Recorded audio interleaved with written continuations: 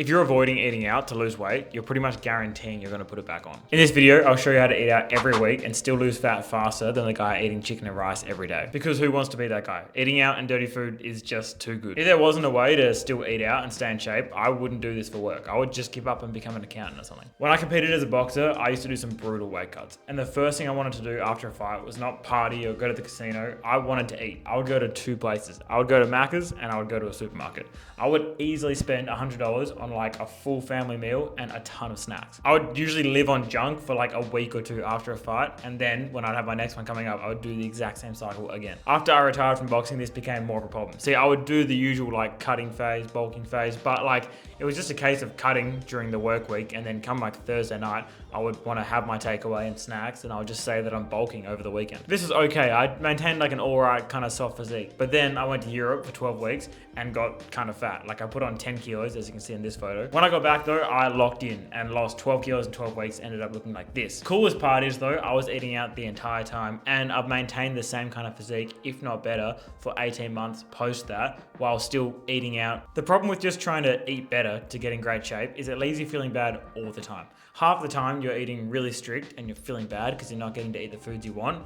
And then the other half of the time is when you binge because you've been eating so strict for so long and then you feel bad because of your binge. That sucks, don't do that. And it also doesn't really get good results. There's a better way that gets you better results and also has you eating the foods you love all year round. First of all, you have to understand this concept. We run on calories just like your car runs on petrol. Everything we do requires calories and we all need a set amount of calories per day. This is what we call our maintenance. Let's say for example, your maintenance is 2,700 calories. If you eat 1,700 calories in a day, your body has to get 1,000 calories from somewhere and it gets that from breaking down body fat. That is the only thing that matters. Forget sugars, carbs, fiber, veggies, fruit, water intake, sleep, exercise. The only thing that matters for fat loss is whether or not you're in this calorie deficit. This is good news. This is good news. So let's look at why eating healthy can kind of suck for this. You start your day with overnight oats because you saw it on Instagram, plus a coffee. Then because you've eaten early, you kind of get peckish by like 10 a.m. So you snack on a protein bar because they're healthy. For lunch, you also keep it healthy. You might grab a salad from somewhere, you know?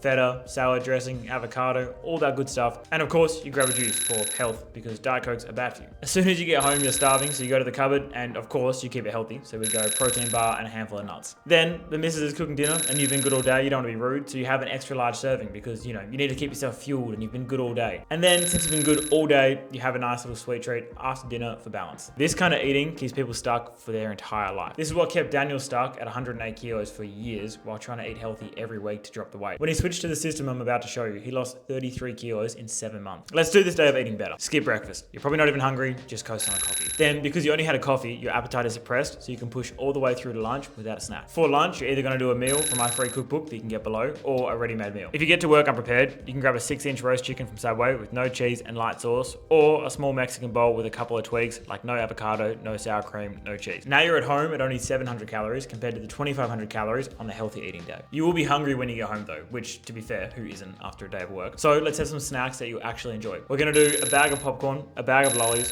a YoPro, and a Diet Coke. All of that adds up to about 200 calories. Now, your missus is probably complaining that you're spoiling your appetite, which is good. Since you're gonna be full from all those snacks, you can have a smaller serving of dinner. Or you could have a big serving of something from my cookbook because it's low calorie, high protein. And now for the main event, the post-dinner sweet treat. I would never let someone diet and not have a sweet treat after dinner. So you could have half a kilo of diet jelly, a low-fat mousse, a Freddo Frog, and a Bulla Mini Splits ice cream for 200 calories. That puts our running total at 1,550 calories, and it does something even cooler. This is the part that ties everything together and is what really excites me about dieting. So you may have noticed our daily total is actually under the 1,700 calorie target, which means we banked 750 calories for a meal out, which is not bad, but I don't know about you, it's not enough for like a nice blowout. This is how I would do it. So remember, you've got 750 calories banked, but you've also got 1,700 calories for that day of eating. I would just have a coffee in the morning, skip brekkie. I would coast on this until lunchtime, and then I'd have a meal from my cookbook, so it's low calorie, high protein. And then I'd also snack throughout the day to keep me full. Cobs, lollies, Diet Coke, YoPro, the usual. Doing this means you'd have 1,700 calories to spend on dinner, and this is how we'll spend it. As good as it is, we're not eating from my cookbook. We're going straight to the drive-thru. So number one, if you end up at Macca's,